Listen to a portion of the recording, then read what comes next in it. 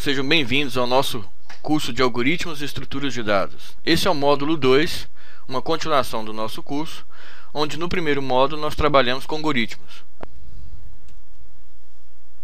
Hoje nós vamos trabalhar a recursividade. Para fazer um procedimento recursivo, é preciso ter fé. É uma frase de efeito do professor Xiang Song, assim como outra frase anônima, que diz: para entender a recursão, primeiro nós temos que entender a recursão. É uma frase engraçada, né? Mas que nos remete muito ao que quer dizer realmente o que é recursão. Uma função recursiva, ela é uma função ou um procedimento que faz referência a ele mesmo, a ela mesma, quando ela é criada, né? Então, na hora que eu defino a recursão em termos dela mesma. Logo, um procedimento recursivo usa a si mesmo na solução. Então, o exemplo mais clássico, né, é o exemplo do fatorial, por exemplo. E quando eu defino o fatorial, ele é definido em termos dele mesmo, que o fatorial de um número é esse número vezes o fatorial do número anterior a ele. Então eu estou definindo o fatorial em termos do próprio fatorial. Como é que a gente entra nessa ideia de recursão? Bom, muitos problemas têm algumas propriedades interessantes. Por exemplo, cada instância do problema contém uma instância menor do mesmo problema. Então, se a gente percebe que um problema ele é feito de partes menores do mesmo problema, como no caso do fatorial, então é um bom candidato para trabalhar com recursividade. A gente diz que esses problemas têm uma estrutura recursiva. Então, eu posso dividir esse problema em vários pedaços e então resolver esses pedaços para compor a solução no final. A gente pode adotar um método, né? Por exemplo, se a instância em questão é pequena, resolva diretamente usando a força bruta se for possível ou necessário. Se não, reduz essa instância a uma instância menor do mesmo problema. Aplique o método à instância menor e volte à instância original. Então, se eu tenho um problema, se é possível resolvê-lo de uma vez, resolve. Se não é possível, reduz esse problema a problemas menores e então eu resolvo os problemas menores e depois reúno as soluções encontradas para chegar na solução do problema original. Quando eu aplico esse método, eu consigo um algoritmo recursivo. Então, aplicar esse método me leva a um algoritmo recursivo. A gente pode ver como é que isso funciona examinando um exemplo concreto. Vamos ver. Considere o seguinte problema: determinar o valor de um elemento máximo de um vetor, e vamos supor que esse vetor vai de 0 até n-1, por exemplo. É claro que o problema só faz sentido se o vetor não está vazio, é claro. Ou seja, se n é maior ou igual a 1. Então, se o vetor vai de 0 até um n-1, então eu tenho que ter o n maior ou igual a 1 para ter pelo menos um elemento nesse vetor. Para preparar o terreno, examine uma tradicional solução interativa do problema. Olha aí. Função máxima recebe um número inteiro n, também recebe um vetor que é um arranjo de 0 até max de inteiro e retorna um número inteiro. Quer dizer, ela vai receber esses dados e vai retornar o máximo o número máximo que existe nesse vetor. Então eu uso duas variáveis aí, j e x, como auxiliares, e o x recebe o primeiro elemento do vetor. Para j de 1 até max menos 1, faço. Se o x for menor do que a posição j do vetor, então eu guardo essa posição e repito esse para até que ele percorra todos os elementos do vetor. Então eu vou comparando posição a posição do vetor com uma variável auxiliar, que contém o máximo até aquele instante. Então toda vez que essa variável auxiliar é menor do que a posição do vetor, essa posição do vetor, esse número que está lá dentro, é imediatamente armazenado no x, que é o máximo. Então eu comparo o x, a posição j1, né, com a posição x, que é o 0. E se, por exemplo, essa posição for maior do que o que está em x, que é o 0, o 1 já vai para o lugar do x. Então eu sempre estou guardando o maior elemento em x. Ao final, retorno x. Essa é uma solução de encontrar o máximo dentro de um vetor. Observe a função. A função chama máximo e dentro dela não tem nenhuma referência a máximo. Logo, ela não é recursiva. É uma solução tradicional, simples. né? Uma solução iterativa, repetitiva. A gente é bom lembrar, né, que quando a gente fala em programação procedural, né, usando procedimentos, funções, essa forma de programar com comandos imperativa, nós estamos falando em trabalhar a memória do computador. Então eu tenho a memória do computador e fico mapeada no meu sistema, no meu programa, e fico alterando essa memória até que chegue num determinado ponto que é a solução. Então eu fico só alterando a memória até chegar num ponto de memória que me interessa. E aí eu uso recursos que só existem na computação. Na matemática não temos, por exemplo, essa ideia de um x, que é uma variável, uma posição de memória, que a toda hora fica sendo alterado de valor. Uma variável na matemática, ela não pode alterar valor. Então essa solução, ela não se aplica na matemática. Eu não tenho como fazer um x e assumir vários valores quando eu estou trabalhando na matemática. O x é uma incógnita, eu não sei o valor, mas ele já tem um valor desde o princípio. Ele pode assumir valores diferentes em execuções diferentes da minha fórmula. Mas com dados parâmetros, então com dado parâmetro para máximo, um n e um v, a resposta para x é única. Ele não pode assumir vários valores. Eu não tenho essa estrutura para trabalhar na matemática. E o que eu tenho na matemática? O que eu tenho na matemática é isso aqui. É uma recursão. Não desse jeito, obviamente. Isso aqui está adaptado para o mundo dos computadores. Por isso exige um certo esforço da computação para trabalhar. Mas o que a matemática traz para a gente é a recursão. É o método que ela tem para fazer a repetição. Na matemática nós repetimos quando a gente faz recursão.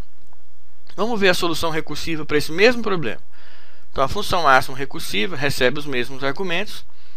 E faltou colocar ali o dois pontos inteiro, indicando que ela vai retornar um inteiro. Então ela declara um x apenas inteiro, porque eu vou usar a própria recursão para fazer essa contabilidade, esse controle da repetição, né? A própria recursão já vai fazer a repetição para mim, então eu não preciso controlar. Se o n que me foi passado como argumento for igual a 1, então ele já retorna o v0. O v0 é a solução desse pedaço do problema. Caso contrário, o x que eu estou buscando para ser um número máximo vai ser máximo recursiva. Então veja, eu estou chamando novamente a mesma função, só que agora eu mudo os argumentos. Eu passo n menos 1 e v.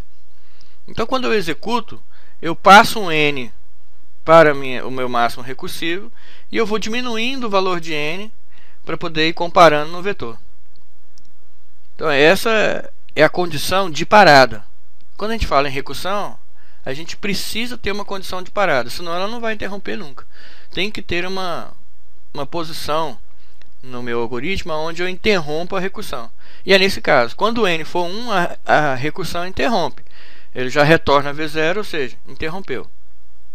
Se o x for maior que vn menos 1, então ele retorna o x, se não retorna o vn menos 1. Quando a gente analisa esse algoritmo, a gente pode fazer uma prova por indução, né? A gente pode analisar esse algoritmo pensando numa prova por indução. Então, se o n vale 1, então v0 é o único elemento relevante do nosso vetor e, portanto, v0 é o máximo. Então, se o limite é 1, eu só tenho um elemento, que é o v0. Agora, suponho que o n é maior do que 1. Logo, eu tenho mais de um elemento no vetor. Então, o vetor tem duas partes. Um v que vai de 0 até n menos 2 e o vn menos 1. Certo? E eu vou procurar um valor que seja o maior entre o vn menos 1 e o máximo de v que vai de 0 até n menos 2. Então eu divido o vetor em duas partes. Eu quero saber quem é o maior. É o vn menos 1, o último elemento, vamos dizer assim, né? Ou o máximo do restante. Um dos dois é o maior. Se eu aplicar essa definição várias vezes e aplicar nessa parte que ainda contém mais de um elemento, eu vou reduzindo o problema até que num dado instante eu vou comparar duas posições do vetor. Comparo as duas, encontro a maior e retorno. Agora que eu encontrei a maior só entre duas, eu comparo novamente essa maior entre duas com mais uma, e assim sucessivamente. Então, eu divido o vetor em duas partes, onde uma parte eu tenho uma única posição, que é a última, até aquele instante, não é? E comparo essa com a função máxima, ou seja, o maior entre o restante. Pego esse maior entre o restante e aplico a mesma definição. Separo a última e comparo a última com o maior do restante. Pego esse pedaço maior do restante, separo a última. Num dado instante eu vou ter só duas. Comparo as duas, retorno o maior. E aí eu vou voltando. Se eu manter em suspenso essas outras perguntas, eu vou retornando a resposta até que eu consigo chegar na solução do maior entre todos. Ok? Então a gente faz isso por indução. Se eu tenho uma posição apenas, ela é a resposta. Se eu tenho duas, comparo as duas, retorno a maior. Se eu tenho mais de duas, eu vou diminuindo o tamanho desse maior de 2 até que fique só 2. Então, se eu tenho 3, separo a última e comparo com o maior entre as duas. Agora, o maior entre as duas eu já sei fazer. Se eu tenho 4, separo a quarta, procuro na maior de 3. Mas a maior de 3 eu posso aplicar a mesma ideia. Separo a terceira e comparo com a maior de 2. A maior de 2 eu já sei como é que faz. Então eu vou prosseguindo no meu algoritmo recursivo. Essa é a ideia de trazer uma solução recursiva para esse problema. Bom, dado esse exemplo, vamos lá. O que é recursividade? Procedimento e função, eles podem ativar a si mesmo através do mecanismo que nós chamamos de recursividade. Então, recursividade é a ativação do próprio procedimento ou função que eu estou definindo no seu corpo. Então, quando eu chamo um procedimento ou uma função no próprio corpo dessa função ou procedimento, então eu tenho um procedimento ou função recursivo. Ora, mas e se essa minha função ou procedimento chama outro módulo e esse módulo, por sua vez, chama novamente o primeiro? De outra forma, se eu tenho um módulo A e um módulo B, e o módulo A pede para o módulo B ser executado, e o módulo B pede para o módulo A ser executado, um vai chamando o outro, será que eu também não tenho uma recursão? Sim, eu tenho uma recursão também. Então, essa recursão, onde o módulo chama o outro, e esse outro retorna para o primeiro, então nós estamos um chamando o outro, fazendo também uma recursão. Não é uma recursão direta, onde o módulo chama a si mesmo, mas ele acaba chamando a si mesmo de forma indireta.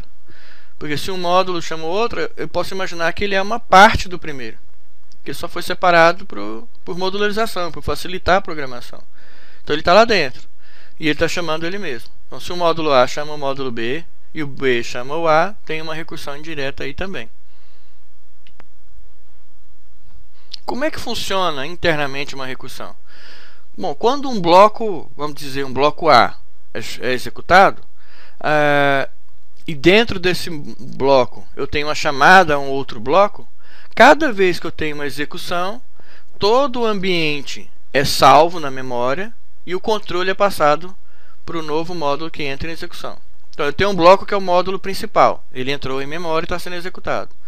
Quando ele executa, quando ele chama um novo bloco, um bloco para ser executado, um procedimento, uma função, então o programa suspende a execução do bloco principal, nesse caso, armazena todas as variáveis, o ambiente que ele está naquele momento, guarda isso e passa o controle e a área de memória de execução para o módulo que ele chamou.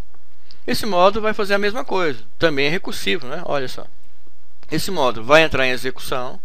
Num dado instante, se ele chamar outro módulo, então ele interrompe a execução dele mesmo, salva o ambiente e passa o controle para o novo módulo. O novo módulo entra em ação, cria lá suas variáveis, começa a usar a memória, começa a ser executado. Se ele chamar outro módulo, então ele interrompe a execução, salva o ambiente e passa o controle para o novo módulo. Quando um módulo encerra, ele apaga, né, o seu ambiente e devolve a execução para o outro módulo. Na hora que ele vai devolver, o outro módulo para entrar em ação, ele volta para a memória. Então todas aquelas variáveis, todo aquele ambiente que foi salvo quando ele suspendeu, volta para a memória e aí ele retoma a execução do ponto em que ele parou, do ponto em que ele foi chamado. Então o fluxo da execução continua a partir do ponto que parou. Veja, eu vou salvando os ambientes um em cima do outro. Na hora que o módulo termina, aí eu já sei exatamente onde retornar o ponto, porque ele volta para aquele último que foi suspenso, e assim sucessivamente. Mais adiante nós vamos ver que essa estrutura de dados é a pilha. Então eu vou empilhando os módulos, os ambientes, Depois, na hora que eu vou retomar a execução, basta desempilhar. Então existe uma pilha que controla isso. Claro, não precisa empilhar o ambiente inteiro. Basta empilhar os apontadores para o ambiente, não é? Veja aí a função FAT. É uma função que implementa o fatorial. Então ela recebe um número inteiro e retorna inteiro. Vamos lá, início. Se o n for menor ou igual a 1, então FAT recebe 1. Se não, retorne n vezes FAT de n menos 1. Essa já é uma implementação que a gente já conhece lá da matemática.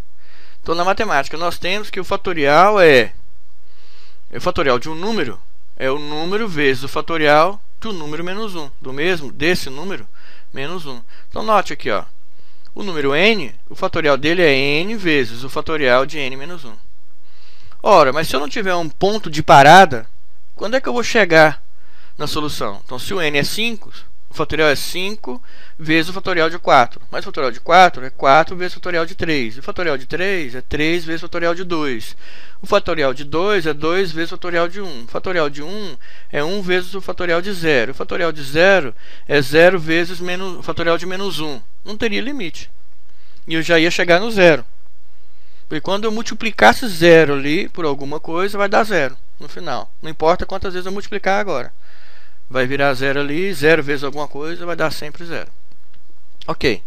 Então, o ponto de contorno, que é o que a gente chama aí o ponto de parada da recursão, nesse caso aqui do fatorial, é quando eu tenho o fatorial de 0 ou o fatorial de 1. Porque na definição matemática, o fatorial de 0 é 1 e o fatorial de 1 é 1 também. Então, esse é o meu ponto de parada, o ponto de contorno, inclusive na matemática. Então, eu já tenho a restrição inicial, onde o fatorial só funciona para números maiores ou iguais a 0, né? Só inteiros maiores ou iguais a 0. E aí, quando eu aplico essa função recursiva, então o fatorial de 3 é 3 vezes o fatorial de 2, o fatorial de 2 é 2 vezes o fatorial de 1. Opa, cheguei no fatorial de 1, o valor é 1, eu não continuo mais. Então, eu tenho essas condições, que na matemática e na programação funcional são chamadas de guardas. Primeiro eu vejo se tem alguma guarda, né, da minha função que é satisfeita. Se tem, ele já interrompe, senão ele vai fazer a recursão. E aqui eu coloquei se n menor ou igual a 1, porque se o camarada der uma despertinha e tentar passar um n negativo, né, que na verdade é até inválido para o fatorial, ele vai retornar aqui o fatorial igual a 1. Ele vai ignorar isso. Então, de 1, 0 ou menor que 0, ele vai dar sempre 1. Não está correto, deveria retornar inválido, mas foi um jeito de fazer mais rápido, mais simples. Vamos ver como é que isso funciona de verdade, né? Lá na vida real, ou pelo menos lá na vida do computador. Quando a gente executa esse programa, então vamos colocar lá, eu tenho um módulo chamado programa, né, que está sendo executado, e lá no meu programa eu fiz uma chamada a essa função FAT. Então, no meu programa eu estou supondo que tem uma variável A, que está aqui, e ela vai receber o fatorial de 3. Então, eu chamo a função FAT e passo 3. O ambiente do módulo programa é salvo na memória, está lá o estado A igual a 0, e passo o controle para a função FAT. Então, a função FAT ela é ativada e verifica-se, né, passa o valor 3 para n e verifica-se que 3 ele não é menor ou igual a 1. Então, ele entra no senão e retorna n vezes FAT n menos 1. Então, n é igual a 3. E o FAT? O FAT eu não sei ainda, porque eu fiz uma outra ativação. Então, eu interrompi essa execução de FAT 3 para executar agora o FAT de n menos 1. Então, o FAT de n menos 1 no FAT 3 é FAT de 2. Aí eu entrei agora no FAT 2. Então, o FAT 2 ele vai responder o seguinte, que é n vezes FAT de n menos 1. Então, é 2 vezes FAT de 1. Então, n é igual a 2. Mas e o FAT? O FAT eu preciso calcular. Então, o FAT de 1 é 1. Porque aí ele vai cair lá na guarda. Se n menor ou igual a 1, então o FAT recebe 1. E fim, né? Ele não executa o senão, já executou então, cai no fim. A função FAT desse momento aqui, ela é terminada, ela não é interrompida, ela é terminada. Então encerra o FAT 1, sai da memória e retorna o valor 1 para o FAT 2. E agora eu tenho que o FAT 2 é 2 vezes o FAT de 1, que agora deu resposta, que é 1. Então eu vou ter 2 vezes 1. 2 vezes 1, 2. Então o FAT agora tem o valor 2. E ele é encerrado. Então eu desempilho o FAT3. E agora eu tenho que o FAT3, já estava lá na memória dessa execução, é 3 vezes o FAT2. Mas o FAT2 tem resposta, que é o 2. Agora eu consigo resolver. 3 vezes 2, 6. Então o FAT vai receber 6 e a função é encerrada. Então o A aqui vai receber o 6, que foi o valor de FAT3 que está na memória. Viu como foi simples? Vamos ver de outra forma esse desenho aqui para ficar mais claro para a gente. Então, primeiro eu tenho A recebe FAT de 3. O FAT3 é 3 vezes o FAT de 2. Ainda não sei a resposta. O FAT de 2 é 2 vezes o FAT de 1. Eu ainda não sei a resposta. O FAT de 1 é 1. Quando eu executo o FAT de 1 é 1, eu não tenho nenhuma pendência mais. Veja, eu não tenho FAT ali para responder. Então ele retorna e continua a execução do FAT de 2, que é 2 vezes 1, 2. Agora o FAT2 tem resposta. Então eu consigo resolver 3 vezes FAT de 2, que vai dar 6. Resposta final para a execução FAT3. Agora vamos imaginar essas outras duas funções aqui. Tem a função f, que recebe um x inteiro e retorna inteiro. E o que ela faz é, se o x for menor ou igual a 1, então o f retorna 2. Caso contrário, recebe 2 vezes g de x mais 1. Aí eu vou lá para o g. Então no g agora eu recebo um y, que é inteiro. E se o y for maior ou igual a 5, então o g recebe 3. Retorna 3 no caso. Caso contrário, o g recebe 2 vezes o f de y menos 2. Então o g chama f e o f chama o g. Vamos fazer uma execução simples aqui. F de 2 é igual. Aí ele vai entrar ali, f se x é menor ou igual a 1, não é. Ele cai no else, f recebe 2 vezes g de x mais 1. Então g de x mais 1, se o x é 2, g de x mais 1 é o g de 3. Aí eu pulo para outra função. Então o g de 3, entra o 3 lá no y. 3 é maior ou igual a 5? Não. Então eu vou retornar, na verdade, 2 vezes 3 menos 2, que é 1. F de 1. O f de 1, ele vai entrar lá, x é menor ou igual a 1? Então f é 2. Aí ele já retorna o 2 para esse f1. Então agora, já que eu retornei 2 para o f1, né, eu consigo responder essa execução aqui. Eu já tenho. Então eu tenho 2 vezes 2 igual a 4. Já que o f1 vale 2, 2 vezes 2 é igual a 4, eu respondi essa chamada aqui que estava interrompida, o g3. Então, o g de 3, a gente já sabe agora, o valor é 4. Então, 2 vezes 4, que veio lá do g3, é 8. E 8, então, é a resposta do f2. Então, nós temos aqui dois módulos implementados dentro de um programa, o procedimento f e o g. Então, dá para ver o que eles estão fazendo. E fiz uma pergunta. Quais valores serão impressos pelo programa? Então, o programa, na verdade, é aquela parte final aqui, onde eu acabei deixando em inglês begin aqui, mas é início e fim. Então, A recebe 3, B recebe 2. São variáveis globais declaradas lá no algoritmo, lá em cima.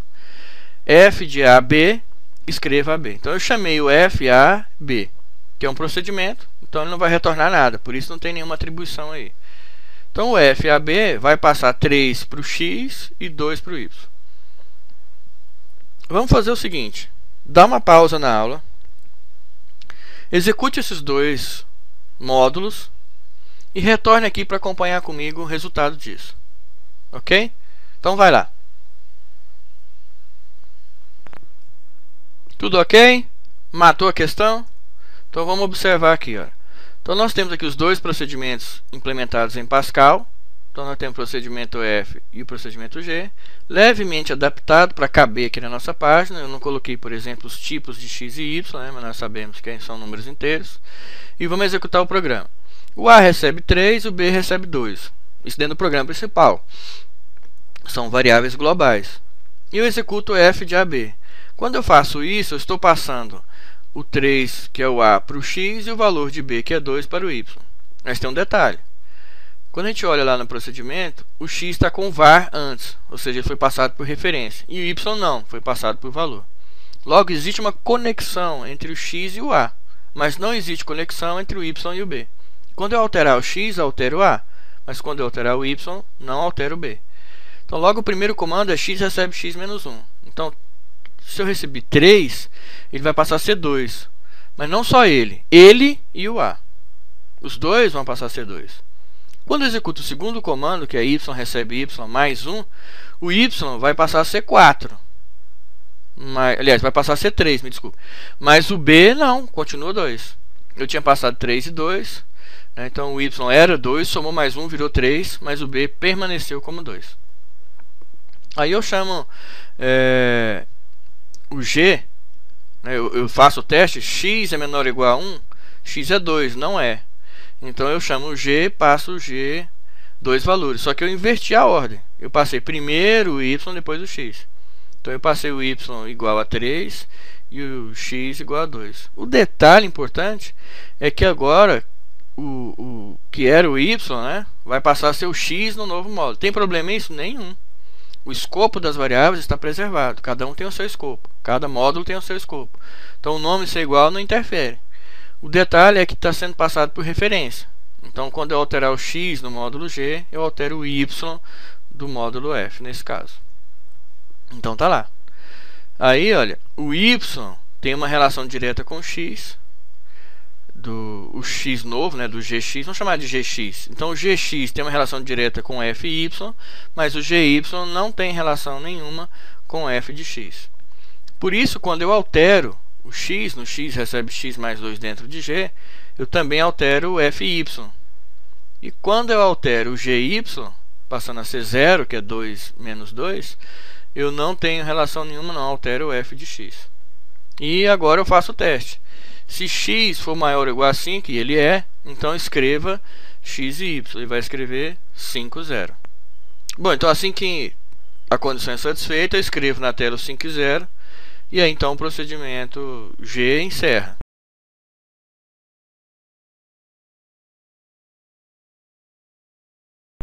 Dado o programa abaixo, e aí tem um programinha, podemos afirmar que o programa acima utiliza o conceito de... não precisamos resolver, interpretar nem nada o programinha, né? É só perceber que ele tem um procedimento chamado proc, e dentro desse procedimento, quando ele vai definir o procedimento, ele declara variáveis, faz um if, retorna 5, faz uma atribuição, outra. Só que na segunda atribuição, a do n, ele faz n e recebe proc m. Então ele chamou o próprio proc. Então está definindo proc, e dentro de proc chama proc. Isso é recursão. Letra C. A recursividade na programação de computadores envolve a definição de uma função que... O que é recursividade? Estamos batendo nessa tecla que esse conceito cai bastante. Então, a recursividade envolve a definição de uma função que aponta, chama, executa ela mesma. Então, vamos lá. Letra A. Apresenta outra função como resultado.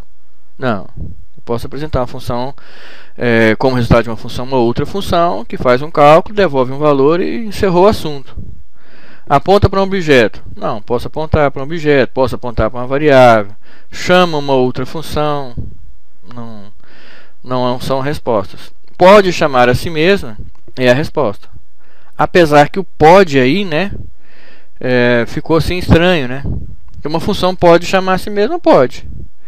Mas que ela chama a si mesma seria melhor. Então, nesse caso aqui, eu fico com pode chamar a si mesma. Mas recomendaria que a banca tivesse colocado assim: a recursividade na programação de computadores envolve a definição de uma função que chama a si mesma, direta ou indiretamente, né? Considere 0 é um número natural. O sucessor de um número natural é um número natural. Assim, em termos de algoritmo, o enunciado trata da possibilidade de aplicação de uma técnica denominada... Olha aí, ó, o sucessor de um número natural é um número natural. E o 0 é um número natural. Então o 0 ali é um número natural, é a guarda, é a condição de contorno. Quando o número natural for 0, interrompe, né? O sucessor de um número natural é outro número natural. Então se eu for para frente, não tem fim. Mas se eu pegar um número natural lá na frente, aí eu vou retornando até voltar no 0. É assim que a gente vai construir essa função recursiva. Eu quero saber se um dado número é recursivo ou não. Desculpe, se um dado número é natural ou não. Então eu entro com o número e aí eu coloco assim, ó, se o número é igual a 0, então ele é um número natural, certo? Caso contrário, a resposta disso, né, se é um número natural, vai ser respondido por n-1. Eu chamo a própria função passando n-1. Então, o número é n-1, n-1 até chegar no valor que eu desejo. Então, nós temos aí uma recursão.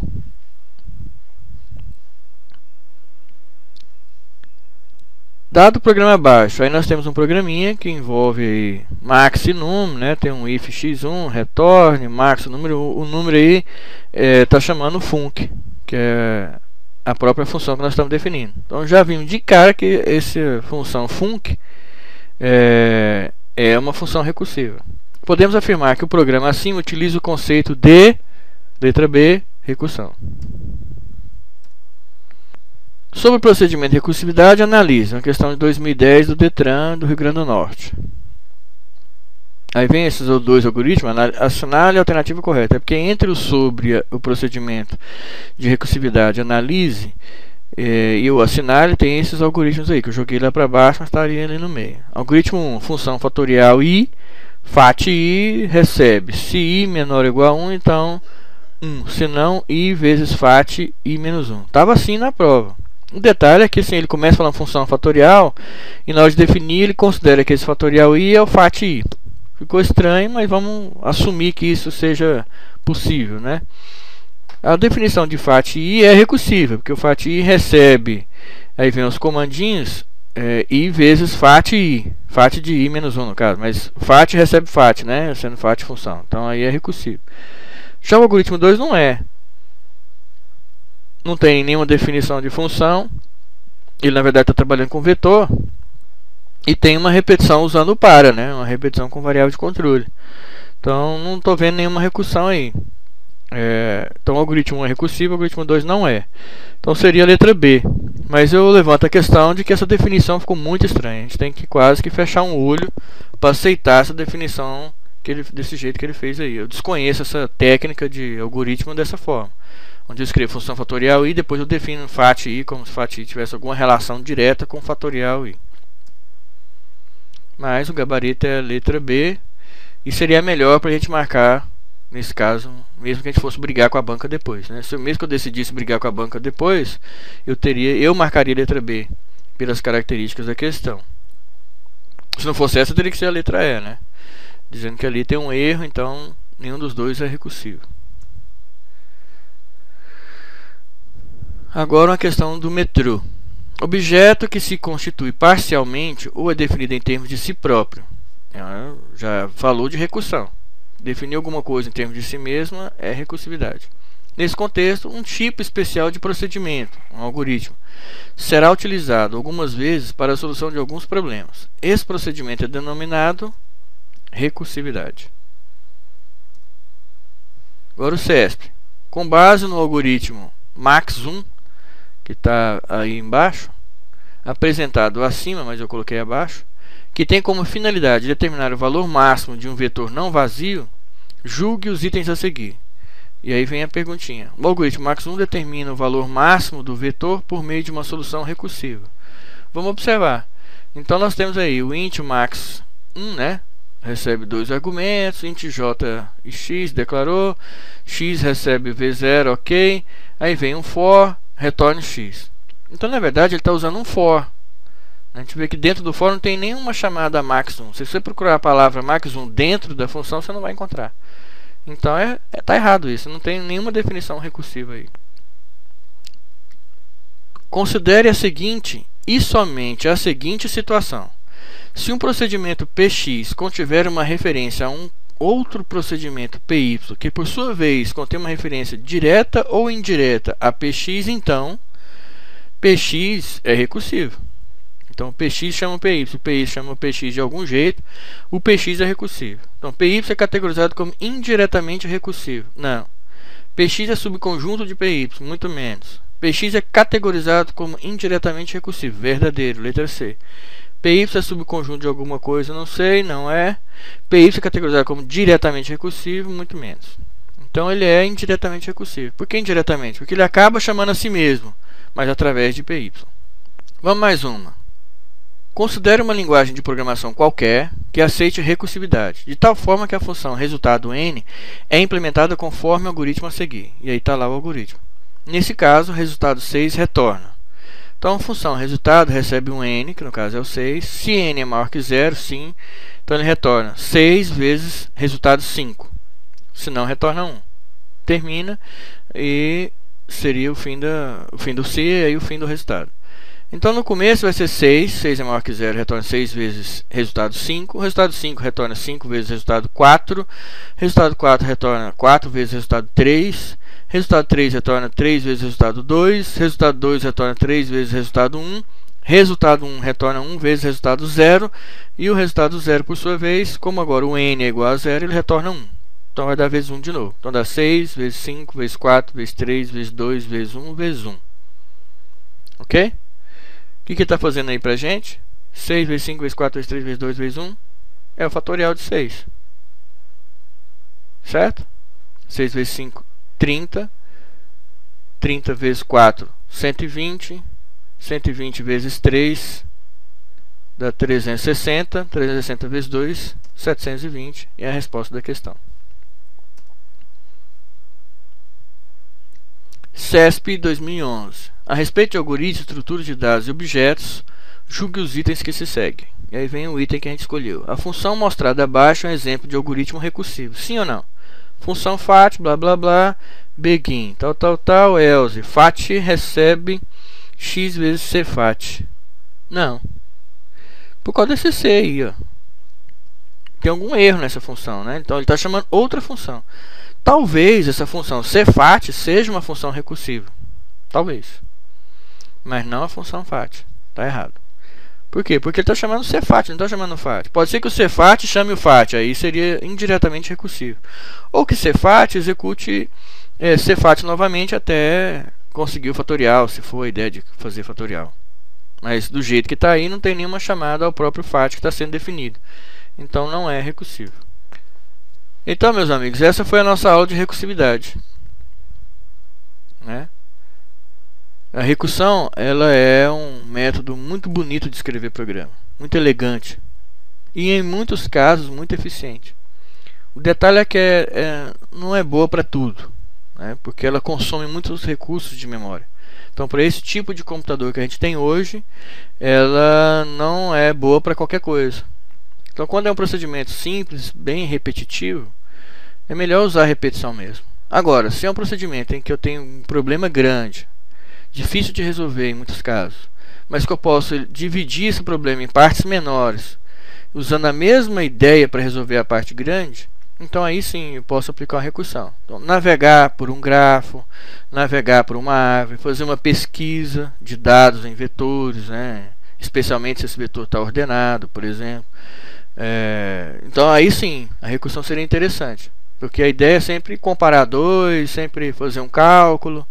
E com a recursão eu consigo fazer isso rapidamente, de forma que o algoritmo fique elegante, fica fácil de entender. Mas não se aplica a tudo, especialmente porque ele tem um grande consumo de memória.